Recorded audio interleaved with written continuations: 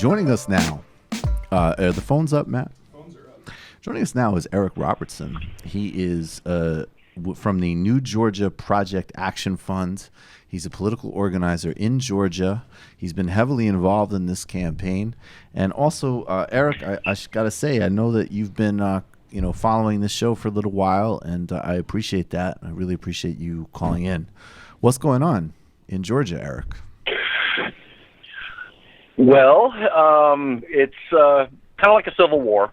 I mean, it's like really not obviously that's hyperbole, but it's really things are really tense, and there's just sort of the sense that the election really hasn't ended yet. I mean, people are still sort of fighting, lots of kind of dominating the news about this or that lawsuit being filed to get certain, ballots to be counted rather than being discarded as what's the original. What's the state counted. of those lawsuits? Like, what's happening? What's the latest with that?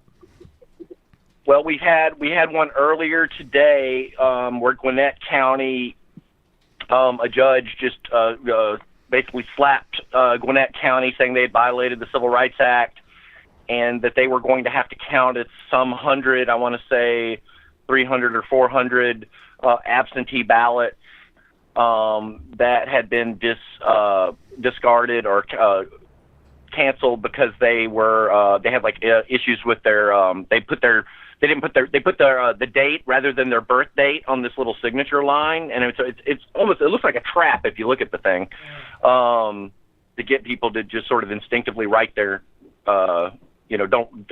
don't write their birthday there. So they discarded those. Anyway, so there's things like that happening. There's a big lawsuit that Abrams' campaign has filed to get a broader interpretation, basically, of the provisional ballots, and basically for them to be counted, unless they are just not registered voters, basically, There's another one that was filed by Common Cause that actually basically ordered the state to review all of the provisional ballots that have been discarded, and basically give an explanation as to why they've been discarded, and create a hotline so people can resolve their ballots if they have issues. So this is all happening like by the hour. And of course, we had there was a big protest today at the Capitol. It was actually a series of protests. There was a clergy, demanding for every ballot to be counted. Then a big Democratic Party rally, and then there was a kind of a Black Lives Matter called for a rally at the Secretary of State's office, and basically the cops basically came in and started arresting people. We have a footage that we will play. We're going to play some footage, and he should be able to hear this, right? Yeah. Who is this assemblywoman, Matt? You have that in front of you. Yeah, I did. That's Nakima. That's my friend. Nakima, what's her last name? Nakima Williams. Nakima Williams. We're going to play. This is unbelievable. This is an assemblywoman getting arrested. I mean, you'll explain this to us in a second, but I just want to play this clip real quick, Eric, and then explain that, and then Malaika has a question for you. I stood peacefully next to my constituents because they wanted their voices to be heard, and now I'm being arrested. What's your name? Nakima Williams, State Senator for District 39. Did they tell you why? What are they charging you with? Because I did not disperse. I did not leave the floor. The legislature is in a special session. The Senate convened at 10 a.m. this morning. I've been here since 9 a.m. And because I didn't leave the floor when they said everyone must disperse, I'm being arrested.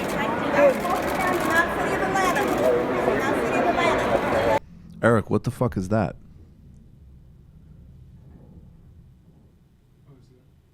Eric, are you still there? Eric. He looks like he's still there. Here, want to go off on... Anybody can go in for a second. I'm going to figure out what's going on with Eric. But you guys can respond to that. That's actually pretty shocking. That's Eric? absolutely...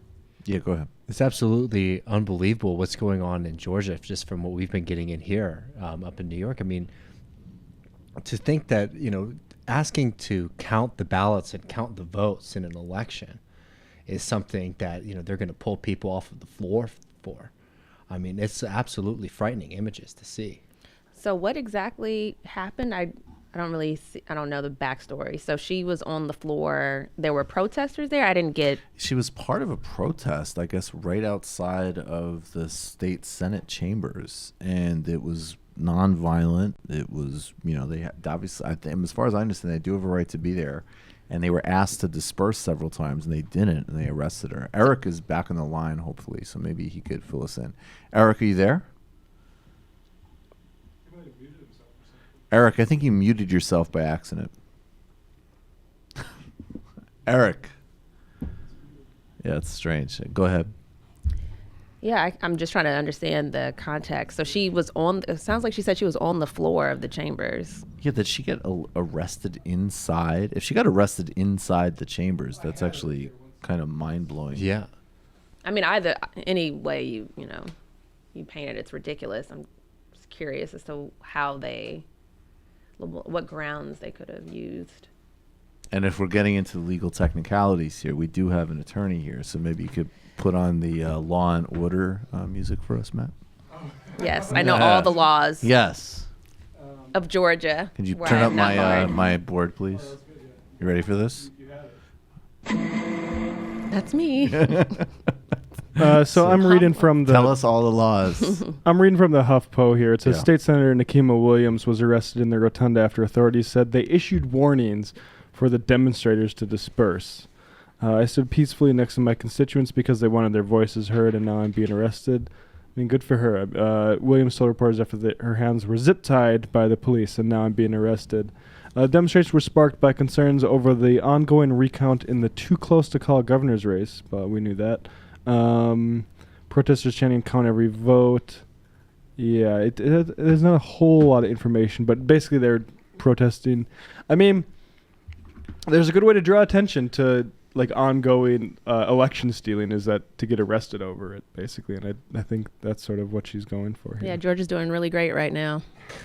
But it's the always fucking embarrassing. It's also always interesting to see the way, even in a democracy, supposedly in the United States, the way that the police force falls in these kind of moments, where you have an elected official making a statement in the halls of Georgia's I think you guys are missing something really crucial from a Hillary Clinton perspective.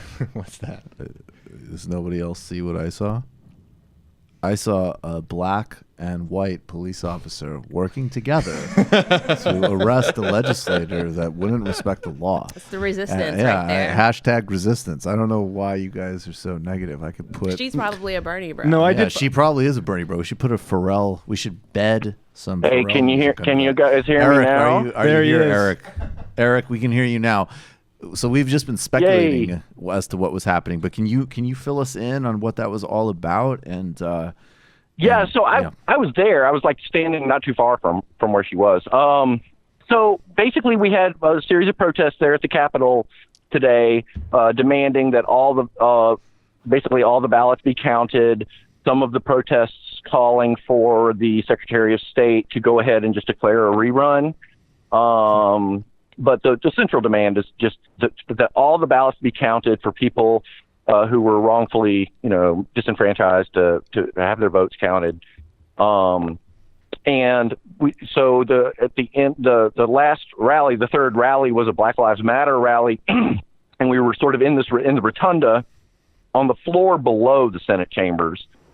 And it's sort of has that sort of effect though when you chant down there. So and the crowd got pretty big, and people started chanting things like "count every vote," "no justice, no peace," "people united will never be defeated," blah blah blah.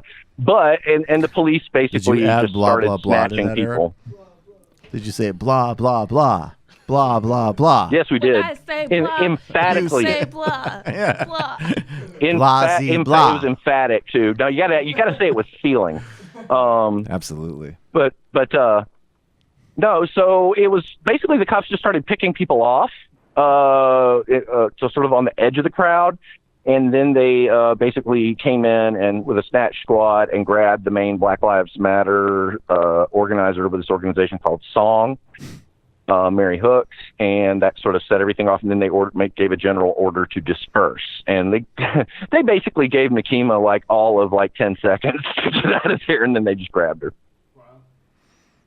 I mean, I was standing right there. They could have grabbed me too. They didn't grab me for whatever reason, you know. Hi, Eric. It's Malaika.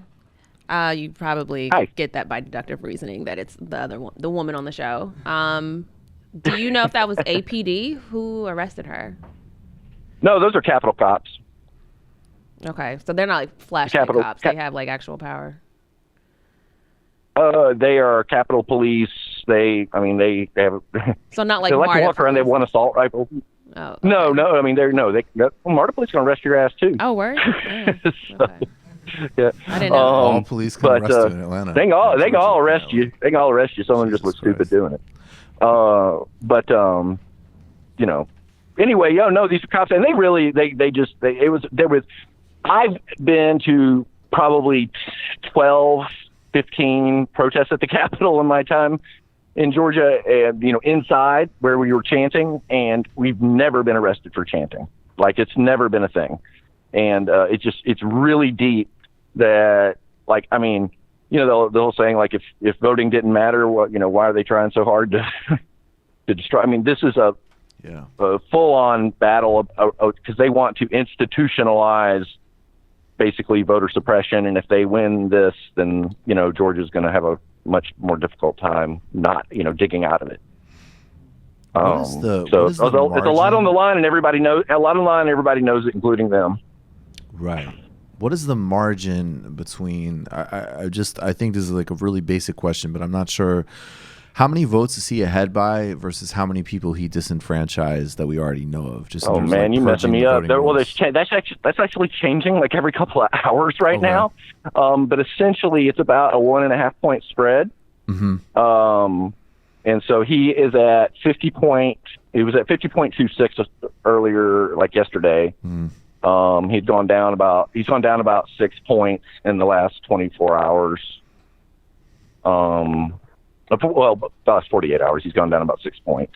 So, because from provisional ballots and things like that being counted. So basically, it's like this. But essentially, she needs to pick up about another 20,000 votes, and then there can be a runoff.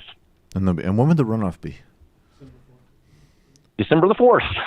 So, it's like, hopefully, I mean, this thing doesn't look like it's going to get resolved any quickly, but that's when the runoff is. So, like, that would really suit their purposes to do that, to like approve a runoff, but do it like with like 2 weeks out, mm-hmm, Mm-hmm. So that federal judge that said that he couldn't certify the results because, of course, Brian Kemp is the Secretary of State of Georgia, who is also running for governor. Right. They said that he couldn't certify the results. They extended that deadline. Do you know how long we've got? Well, I believe it was. I think they said it was still Friday. I mean, I don't think it was like for forever. And that's the basic reason is that everybody was theoretically supposed to be certifying today. Okay. And most in these counties. I was actually at the Fulton County meeting earlier today. And I was actually shocked because they certified the election, but then I called the Common Cause people, and they were like, "No, it's just the state can't certify the election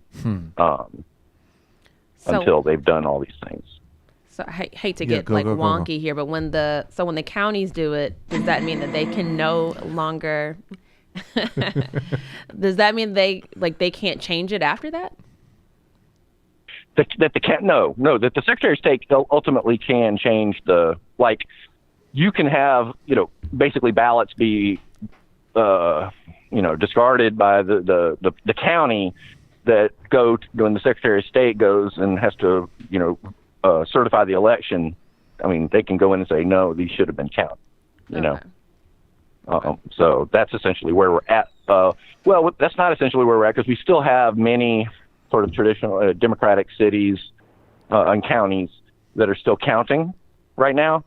Who aren't doing shenanigans and who are trying to do right by the voters and working in a very imperfect system. So that it's really, really fluid. I think, the real question ultimately, if you really want to nerd out on it, is whether they count provisional ballots that were discarded because they were for voters who were voting outside of their county.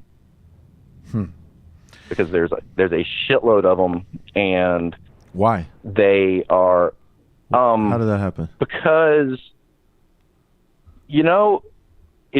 there's disputes. So there's sometimes people like change their address, and then they didn't change the address in the computer. I mean, like they didn't ever put it in. Yep.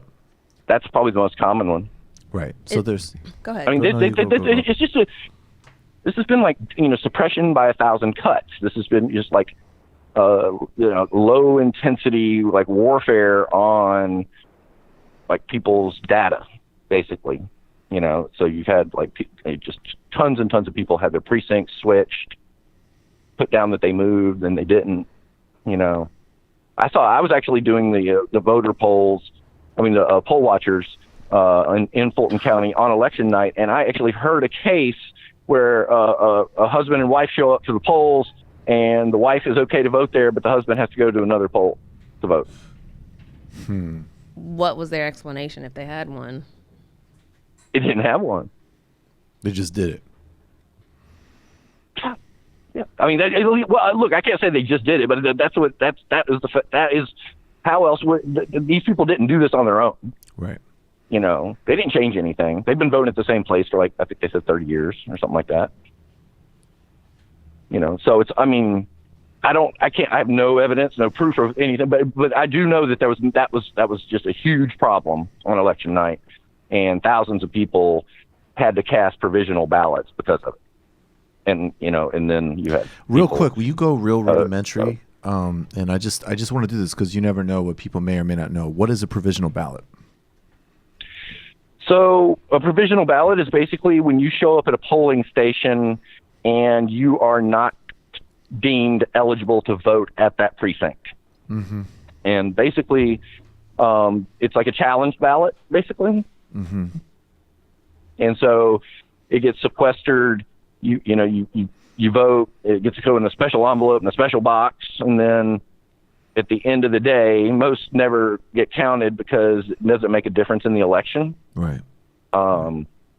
But in the case where they do make the difference in an election, they can be reevaluated. There's legal recourse if people aren't afforded, their rights, their constitutional rights. So. Do you have any more questions? Becomes a battlefield.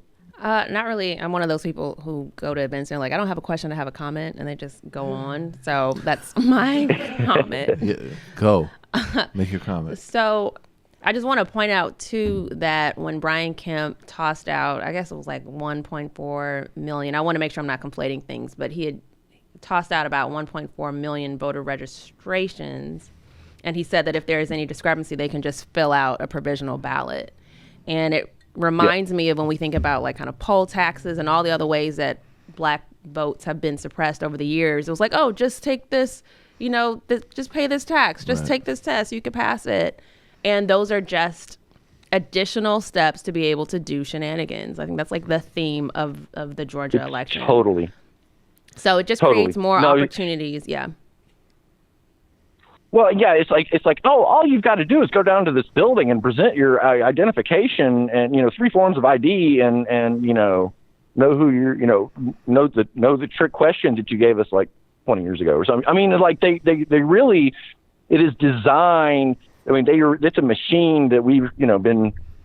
Before I just started working in the New Georgia project like in I think it's September or August or September, but like.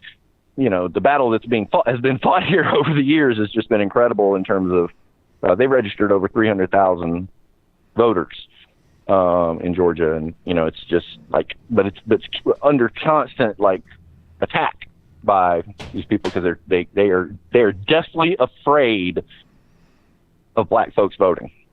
Eric, as a final question, you talked about the stakes of it for the long term. What in both directions, like if the right side pulls it out, what can be done to actually safeguard and have an actual democracy in Georgia? And then conversely, what is the strategy to lock in disenfranchisement for a long-term Republican majority? So, I think, so for instance, with Stacey Abrams, I mean, Stacey was a pretty dyed-in-the-wool progressive, obviously, not quite everybody's shade of populist or whatever, but she definitely has all the creds in terms of being by far the most progressive governor in Georgia history. And the fact is that whoever is governor is going to be overseeing the next redistricting after the census. And basically, we need that veto because we don't have a majority in the House or Senate. And we can't, so we have to be able to have a veto. And what would Kemp that's sort of do? the strategic imperative. I mean, they gerrymandered, and I would have to give you like the PowerPoint, but I mean, there's been a steady process of gerrymandering that has sort of institutionalized Republican political power that only now is starting to erode because people are, there are political shifts happening and there are demographic shifts happening within their district. So they won. Democrats picked up 11 seats in the House here. So yeah, that's significant. All right, Eric, I really appreciate your time, man. Thanks so much. We'll keep up with you. Thanks a lot.